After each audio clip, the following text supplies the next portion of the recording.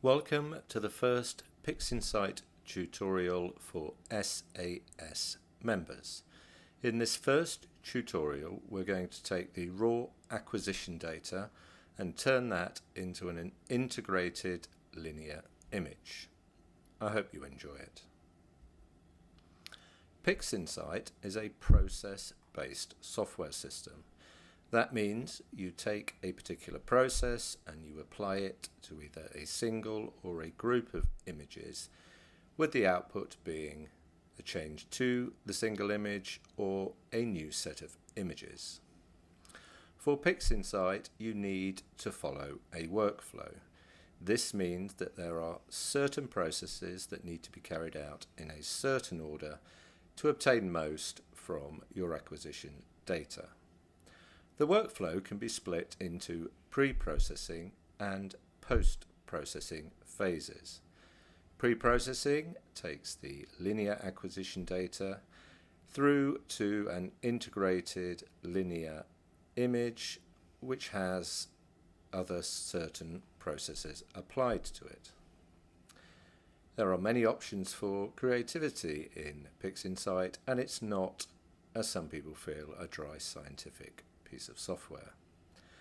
Once the workflow is understood, then I find the program is easy to use and it offers a flexible way of creating beautiful images. Remember, good data in, great pictures out. The pre-processing steps that we're going to look at in this first tutorial are listed below.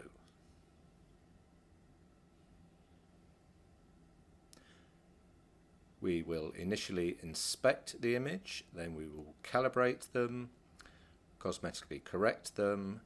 We carry out a process called subframe selection to further weed out any unsuitable images. For the one-shot color, camera users, the debayer process is carried out, and then the images are registered to each other with star alignment to make sure that in image integration, when they're stacked, they all sit on top of each other. If we start with image inspection, Blink is the process that we use, and this is found under Process, Image Inspection, Blink. Load all of the raw files into the viewer, apply an automatic screen stretch. I set the image display range to 0.2 of a second and then run through the pictures twice for an initial visual inspection. I then run through them manually and I highlight any bad images. Bad images are those that include poor alignment, such as streaking stars, clouds, or other bad alignment factors such as the mount or camera angle having changed. Don't delete images with satellite trails. The satellite trails are dealt with in image integration, and there is no reason to throw away good data because there's a satellite trail there. We highlight bad images and move these to another folder. This slide shows the Blink screen and process. So there is an image display window which shows the particular images that's highlighted, and when you press play it rotates through the images in the list. I've also pointed out the screen transfer function button where you change the timer, and also the button to add images and then move rejected images out of the acquisition list into another folder. Now there is a video which describes the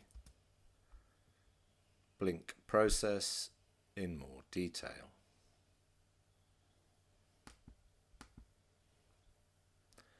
So, process, image inspection,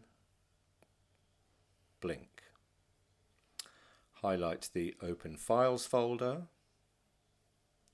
and navigate to the place where your acquisition data is.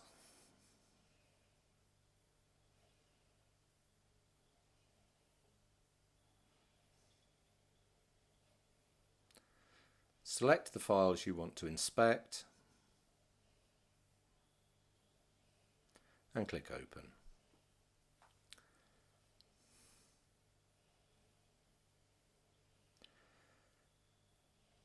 I'm now going to demonstrate why the correct application of a screen transfer function is important for the success of the blink process. Firstly, I change the review time to 0.2 of a second, and we'll play through the images. As you can see, it's very difficult to see which are good images and which are bad images. This is because I've loaded 3 separate filters, red, green and blue. The top button here will apply a separate individual screen transfer to each image, which means you'll get the best opportunity to review it.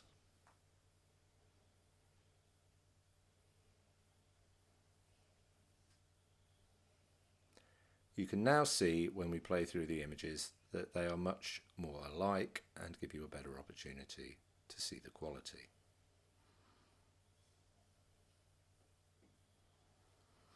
Here I've spotted an image which I don't think is very good. I'm basically going to scroll in and zoom, and you can see that we've got street stars, probably due to poor tracking. This image is highlighted. I then move to this button, which enables me to move this image. I select a new folder. Once I've gone back to where my acquisition data is, just to keep all the files together. I then create a new folder called Rejected, and with the Open button, that image is then moved.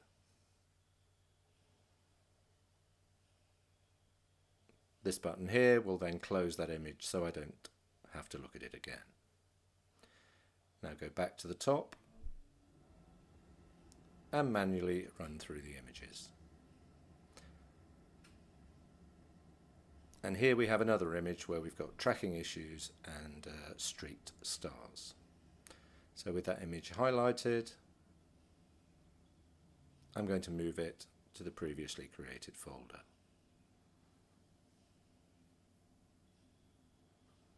Close that selected image, and then run through the files one more time.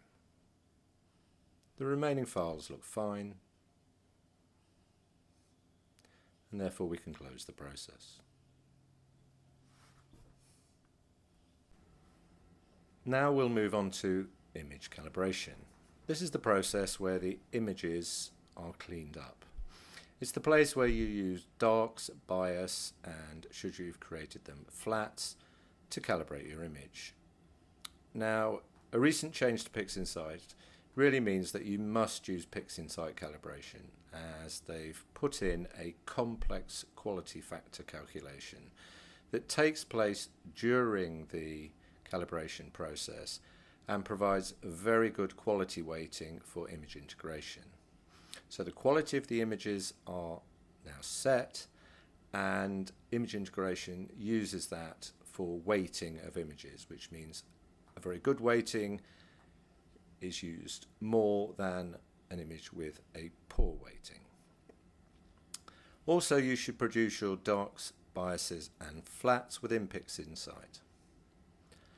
Producing these is easy. I will do a quick tutorial on doing that. Now I use, and you'll see this in a minute, an output pedestal of 200, and this prevents an issue I've had sometimes where the dark and bias frame seems to have overcorrected the raw images and taken away a lot of my data. It doesn't happen every time, but just to be safe, I had a pedestal of 200. 200 might sound a lot, but actually it goes from a range of 0 to around 63,500. You need to experiment with this if you do get such an issue. Here is the image calibration process window. I've added a number of callouts here. One is to add the target name. If your FITS header doesn't have that in, it makes it easier to see what the target is. You can see just below that I've added the pedestal of 200, and then we come to the master bias and the master dark. Now for my camera, which is the ZWO183mm, I need to tick calibration and make sure that optimize is unchecked. The calibrate of the dart file basically means that the bias file is subtracted from it prior to it being used. Otherwise you would end up with a double bias subtraction.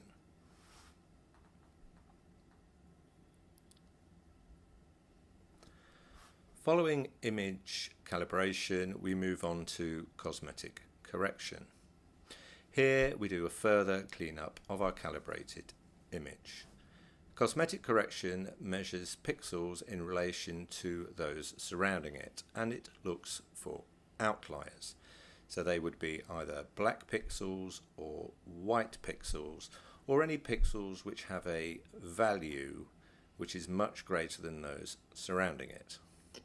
So this can be applied simply or in a more complex manner, but most of the tools going towards the complex side of the process are for CCD specific sensor issues.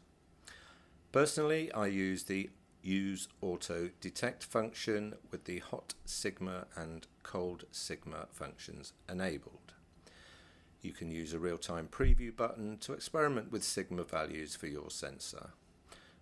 A word of warning, don't go too high with the sigma values, otherwise you'll compromise your data. When you're looking at the real-time preview, look at dark background areas of the image because that's where the outliers are most likely to be. So here is the cosmetic correction process window. It's found under Process, Image Calibration, Cosmetic Correction. You load your calibrated frames. As I've said, I highlight the Use Auto Detect and then the Hot Sigma and Cold Sigma values. I found 3 works quite well for me. I get around 60 to 80,000 corrected pixels, which on a 20 megapixel sensor is fine. On the output, you provide an output directory of where you want Pixinsight to write the cosmetically corrected files to.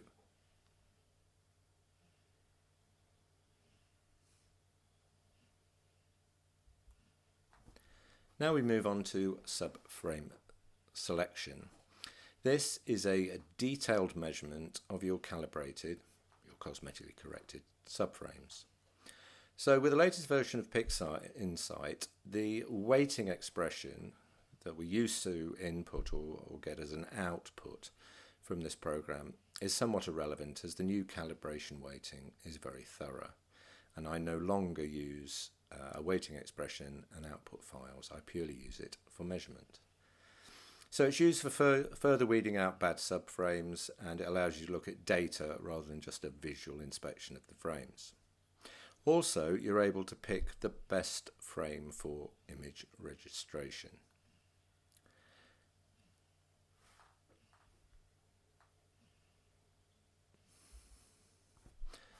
Here is the subframe selector process window.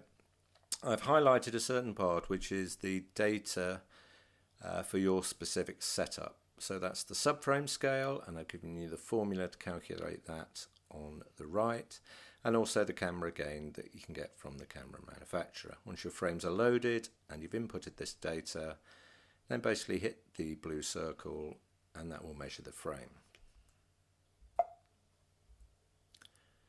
The output from subframe selector is shown here.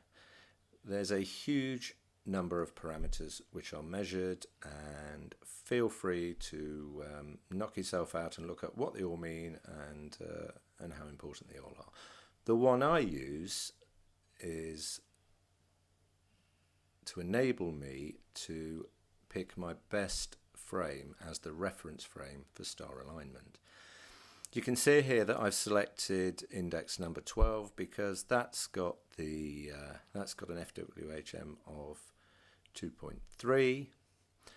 It's good, it's a nice tight focus, which means I'll have nice tight stars. I basically make a note of that, and that'll be the frame I'll use in the next section we'll look at.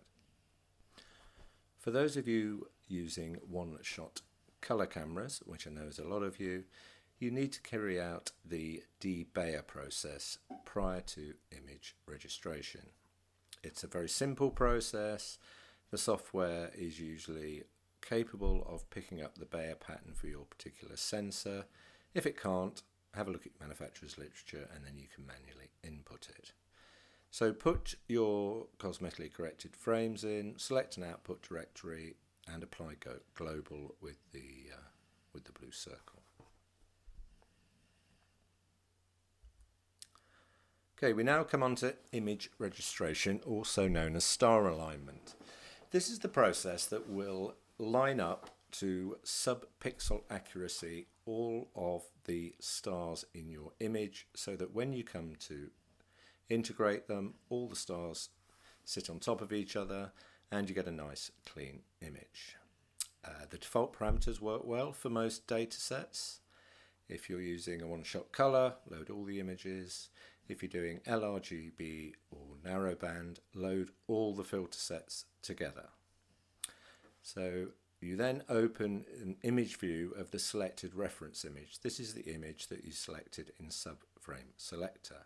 Set this as the reference, provide a path to the output images, and the default settings for star detection and star matching work very well. Apply globally and go make a cup of tea because it usually takes quite a long time.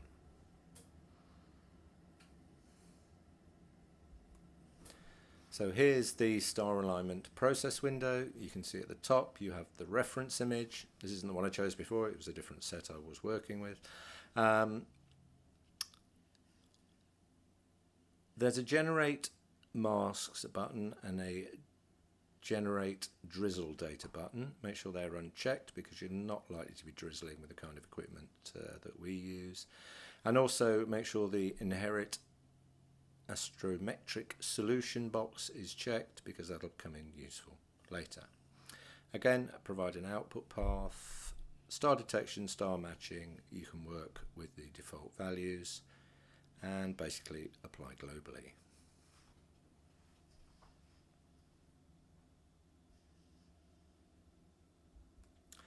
And finally, we get to image integration. This is where all of your registered images are combined to give you the single image that we're going to move forward with through the rest of the tutorials. So you add the registered images. The image integration default settings work well. There's no real reason to change these. Particularly, don't change the weights section because that is the important quality estimator that was calculated during image calibration.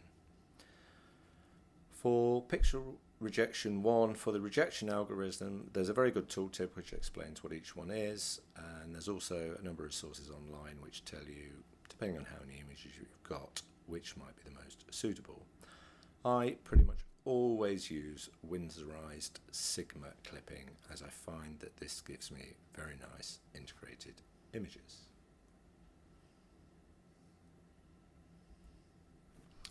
So here's a couple of the image integration. It's the same process window, but I've just had to highlight two separate sections.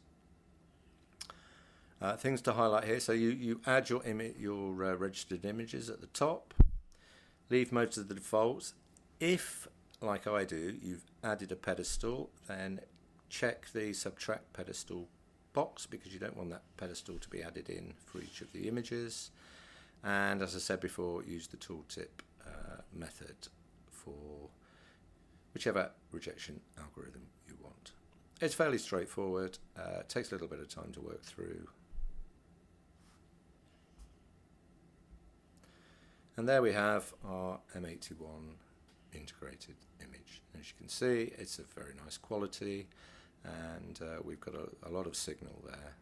And yeah, it proved to be a very useful image.